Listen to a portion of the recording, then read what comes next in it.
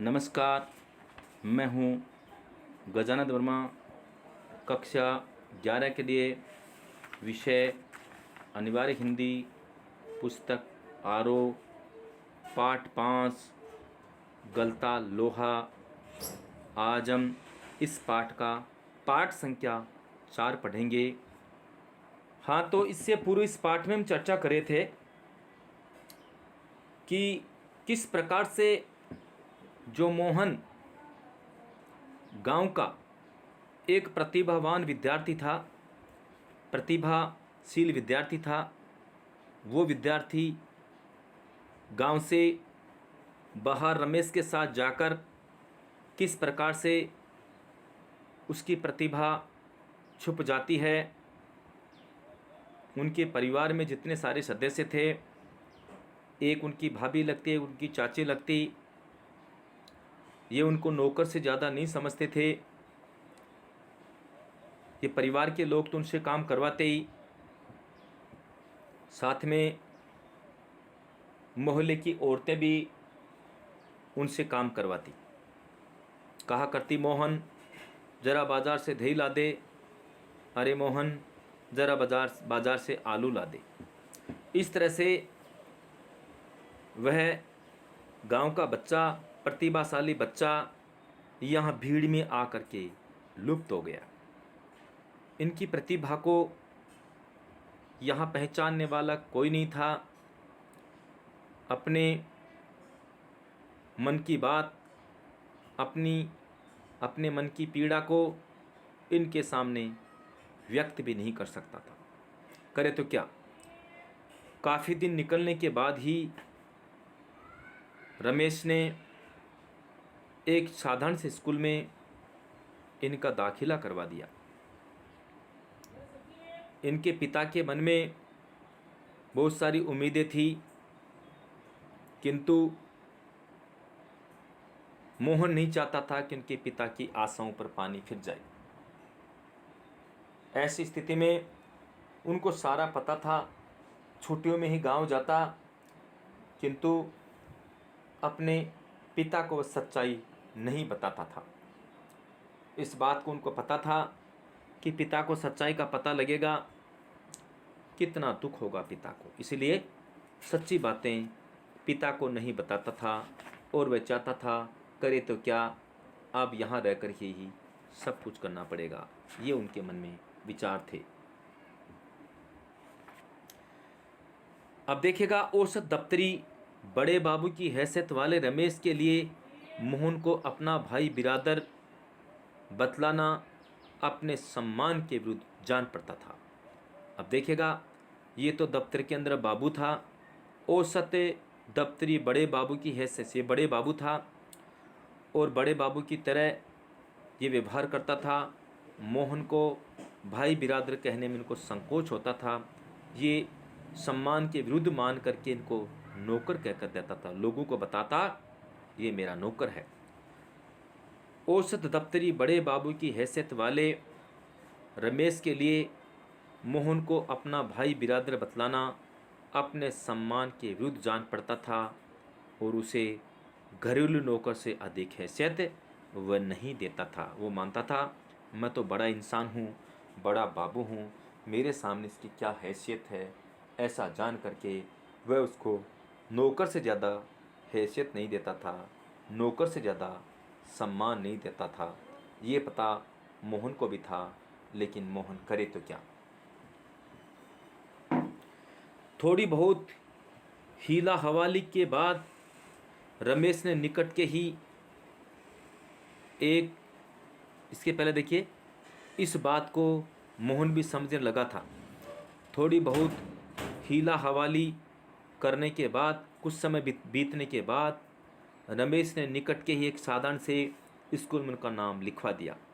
लेकिन एकदम नए वातावरण और रात दिन के काम के बोझ के कारण गांव का वह मेधावी छात्र शहर के स्कूली जीवन में अपनी कोई पहचान नहीं बना पाया। जिस विद्यालय में उनका एडमिशन करवाया वो एक साधारण सा स्कूल था, उसमें एडमिशन करवा दिया।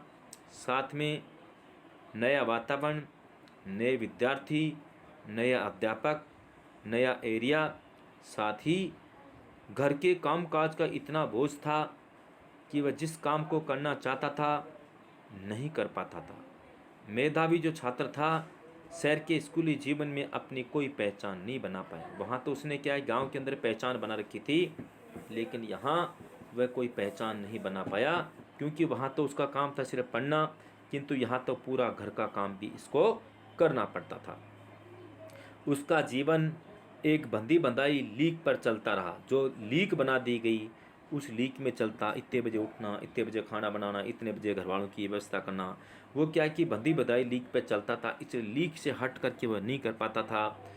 साल में एक बार गर्मियों की छुट्टी में गांव जाने का मौका भी तभी मिलता जब रमेश या उसके घर का कोई प्राणी गांव जाने वाला होता, वरना उन छुट्टियों को भी अगले दर्जे की तैयारी के नाम पर उसे शहर में ही गुजार देना पड़ता था।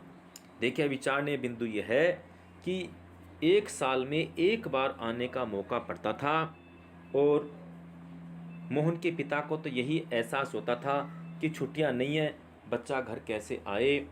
उनका परिवार का कोई सदस्य, रमेश के परिवार का कोई सदस्य अगर गांव आता तो उसको साथ ले आते, अन्यथा उनको आने का मौका, आने का समय नहीं मिलता तो यही कह करके टाल देते थे कि बच्चा अगले दर्जे में पहुंच गया, अगले साल की तैयारी में बच्चा रह गया है, इसलिए बच्चा नहीं आ सका। इस तरह से अपने काम काजों में व्यस्त रखने के लिए, क्योंकि अगर गांव चला जाएगा तो हमारे कामकाज को, हमारी व्यवस्था को, घर के काम काजों को कौन संभालेगा।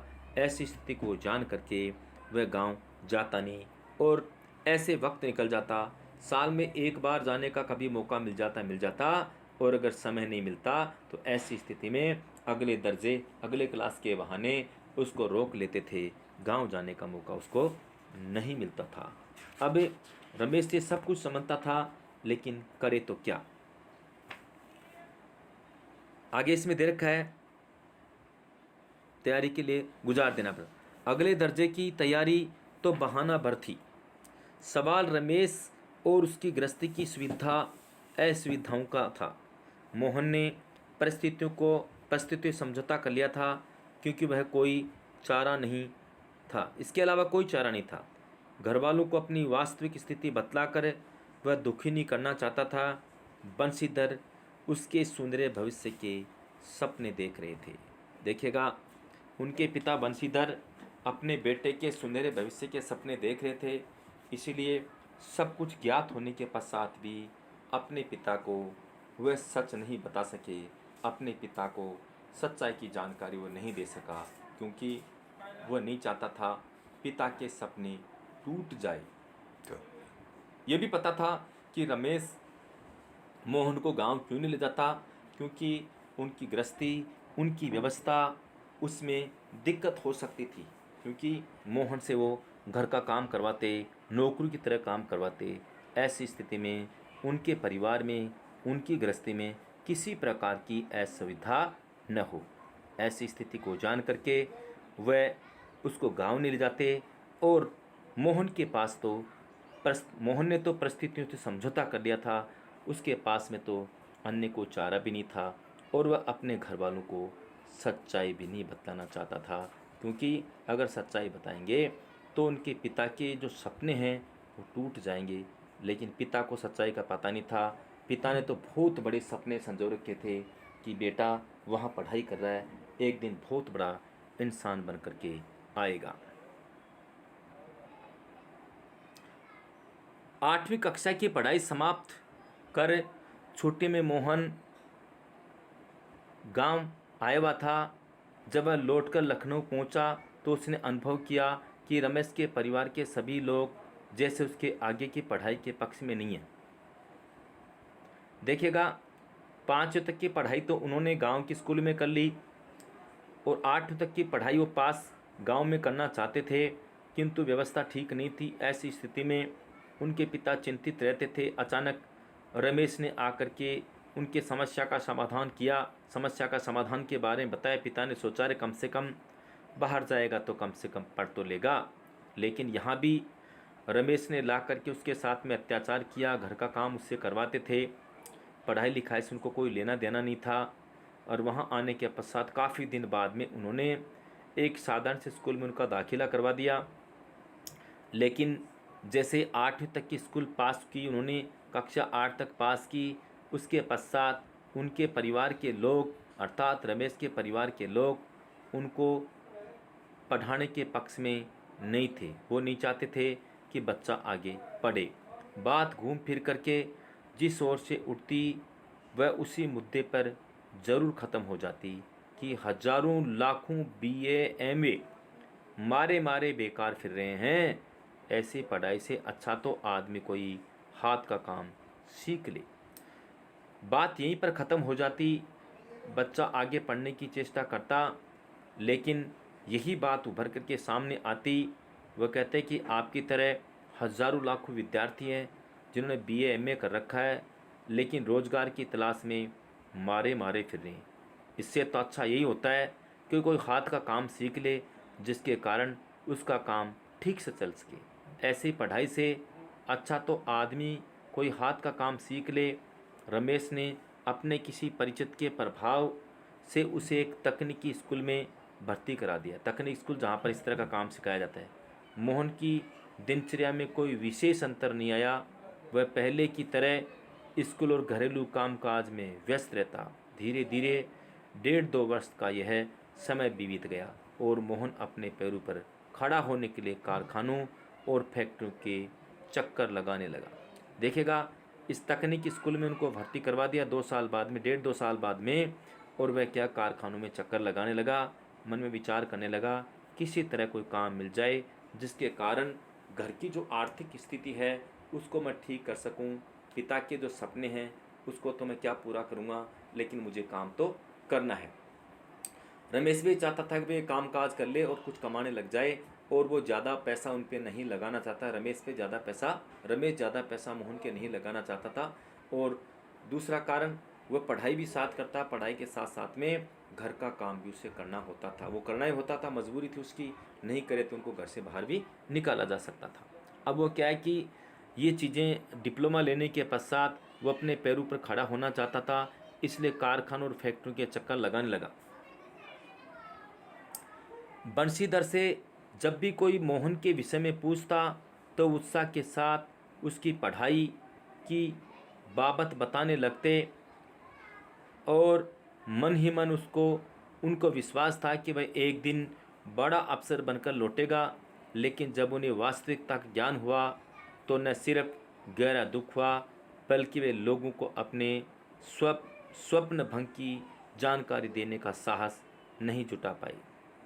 उनके मन में अपने बेटे के प्रति जो विश्वास था कि एक दिन मेरा बेटा बड़ा आदमी बनकर के लौटेगा, लेकिन एक दिन जब उसको सच्चाई का पता लगा तो ये जो बिगड़ी व्यवस्था थी, जो स्वप्न भंग की जानकारी थी, उसका साहस नहीं होता था कि अपने मन की बात किसी दूसरे को बताए कि मेरे साथ में तो ये अत्याचार हुआ।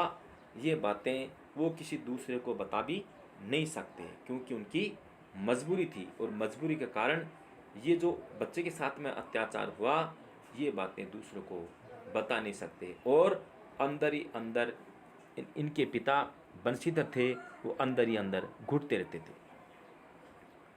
धनराम ने भी एक दिन उनसे मोहन के बारे में पूछा था।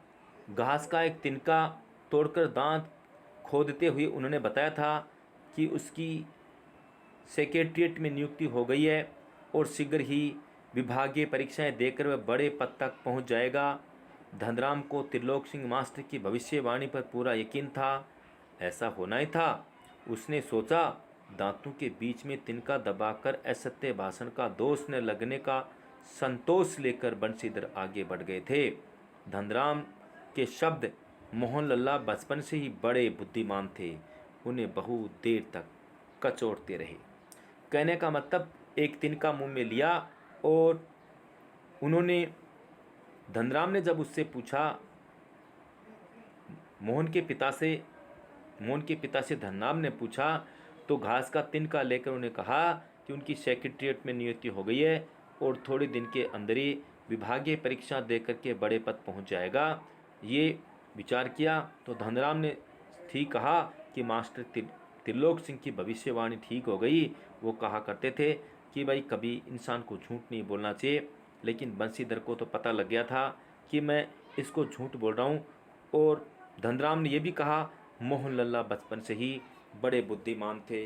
ये बातें सुनने के पश्चात ये शब्द उनको कचोटते रहे, अरे ऐसा गलत निर्णय मैंने क्यों लिया, क्योंकि मेरा जो बच्चा था वास्तव में होशियार था, इंटेलिजेंट था, लेकिन मैं गलत आदमी के साथ मिलकर के मेरे बेटे का मैंने सौदा किया, मैंने मेरे बेटे को उनके साथ भेज दिया। आज मेरा बेटा दर दर की ठोकरें खा रहा है, या मेरा बेटा कामयाब नहीं हुआ। अगर वो यहीं आसपास में कहीं रहता तो किसी अच्छे पद पर अच्छा इंसान बनता, किंतु क्या करें, इसमें बच्चे का भी कोई दोष नहीं है। वहाँ जिस आदमी ने मुझे विश्वास दिलाया उस आदमी ने ही मेरे साथ में धोखा किया है। अब इसके साथ में इनके पिता के साथ में बंशीधर के साथ में जो धोखा हुआ, उनकी जानकारी अन्य लोगों को बताने में शर्म आती। मोहन तो बेचारा किसको क्या बताए, उसकी तो बहुत सारी मजबूरियां थी। पिता के आदेश को पा कर के उनके साथ चला गया, लेकिन मोहन को क्या पता कि यहाँ आने के पश्चात तेरे साथ में क्या होगा।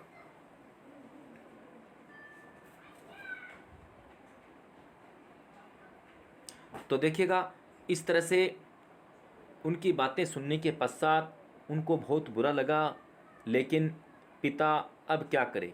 पिता तो परेशान थे, और पिता परेशान होकर के किसी को अपनी मजबूरी, अपनी समस्या के बारे में बतला भी नहीं सकते, क्योंकि वो तो दुखी थे। उनको इस बात की जानकारी नहीं थी कि जो जिस व्यक्ति पर मैंने इतना बड़ा विश्वास किया, जिस व्यक्ति को मैंने इतना बड़ा समझा, उस व्यक्ति ने मेरे बेटे के साथ में धोखा किया, और मुझे सच्चाई की जानकारी भी नहीं हुई। क्योंकि अगर वो समय समय पर प्रत्येक साल वहाँ आते, शायद मोहन ने अपने पिता को अगर सच्चाई की जानकारी दे देते तो एक साल उनकी बर्बाद होती, कोई बात नहीं है, लेकिन आगे की पढ़ाई तो ठीक करवाते, या जहाँ नदी जो बह रही थी उस पार ही उस बच्चे को वहाँ छोड़ देते, और समय समय पर जाकर उसको संभाल लेते, तो भी वह पढ़ाई लिखाई करके बड़ा इंसान बन सकता था। क्योंकि साथ में जो इनका साथी था धनराम, उसके मन में भी ये बात बैठ गई थी कि लल्ला के बारे में कहा करते थे एक दिन बहुत बड़ा इंसान बनेगा। तो बंशीधर की बातें सुन करके महसूस हुआ, सुनी सुनाई बातों में महसूस हुआ कि वो कहा करते थे वास्तव में सही बात है, इसी कारण से लल्ला एक दिन बहुत बड़ा इंसान बन गया। ये भी उनके मन में विचार थे। इनकी बातों को जानने के बाद बंशीधर को बहुत दुख हुआ कि ये सिर्फ बातें कही गई थी। मेरा बच्चा भीड़ का बच्चा नहीं था, यहाँ प्रतिभाशील बच्चा था। किसी के बहकाव में आकर के मैंने मेरे बच्चे को वहाँ भेज दिया, और उन्होंने मेरे बच्चे के साथ में इतना अत्याचार किया कि ऐसी स्थिति में वह बच्चा भीड़ का एक किनारे का बच्चा बन गया। आज वह कुछ नहीं कर पाया। अब इसके साथ में इनके बेटे के साथ में जो अत्याचार हुआ है उसके बारे में अन्य लोगों को बताने भी में इनको शर्म आती है। दुखी होते हैं कि मैं ये बातें दूसरों को भी कैसे बताऊं, परेशान रहने लगे, लेकिन उन्होंने किसी को नहीं बताया। देखिएगा, इस पाठ में दे भी रखा है, बात सही भी है। हम अचानक किसी व्यक्ति पर विश्वास कर लेते हैं, जातिगत बातों पे विश्वास कर लेते हैं कि बिरादरी का है, जाति का है, तो इस तरह से भी काम बिगड़ सकता है। बंशीधर का भी ये दोष मानता हूँ कि बंशीधर अपने बेटे के बारे में जानने के लिए कभी कभी तो जाकर के लखनऊ उनकी जानकारी लेनी चाहिए थी। साथ में ये भी देखना चाहिए था कि बच्चा कौन से स्कूल में पढ़ रहा है, उसकी क्या रैंक चल रही है, पढ़ रहा है कि नहीं पढ़ रहा है, ये जानकारी बंशीधर को अवश्य लेनी चाहिए थी। किसी दूसरे व्यक्ति पर पूर्ण विश्वास करके उन्होंने अपने बेटे को उनके साथ भेज दिया, और फिर जाने के पश्चात उन्होंने अपने बेटे की कभी खोज खबरी नहीं ली। उनको वहाँ जाने के बाद में देखना चाहिए था, उस एरिया को देखते, कौन से स्कूल में दाखिला करवाया है, और वहाँ के अध्यापकों को पूछते, सारा विवरण लेते, वहाँ की है देखते कि मेरे बच्चे के साथ में कुछ हो तो नहीं रहा है। समय समय पर यहाँ सालाना बुलाते, नहीं बुलाते तो अपने बच्चे को वापस बुलाते, क्योंकि पूर्णतः अगले व्यक्ति पर विश्वास करना भी गलत हुआ, जिसके कारण ही उनका बच्चा एक भीड़ का बच्चा बन गया। अन्यथा वह भी आगे चल कर के अच्छा इंसान बनता, क्योंकि इंटेलिजेंट होशियार बच्चा भी पीछे रह गया, क्योंकि उस बच्चे को जो माहौल मिलना चाहिए था वो माहौल नहीं मिला, बल्कि उसने बच्चे के साथ अत्याचार किया और वह बच्चा आगे नहीं पढ़ सका। लोगों की ज़ुबान पर भी ये बात थी कि आगे चल कर के बहुत बड़ा इंसान बनेगा, किंतु बच्चे को व्यवस्था नहीं मिली। थैंक यू, ओके बाय, आज इतना ही, बाकी कल।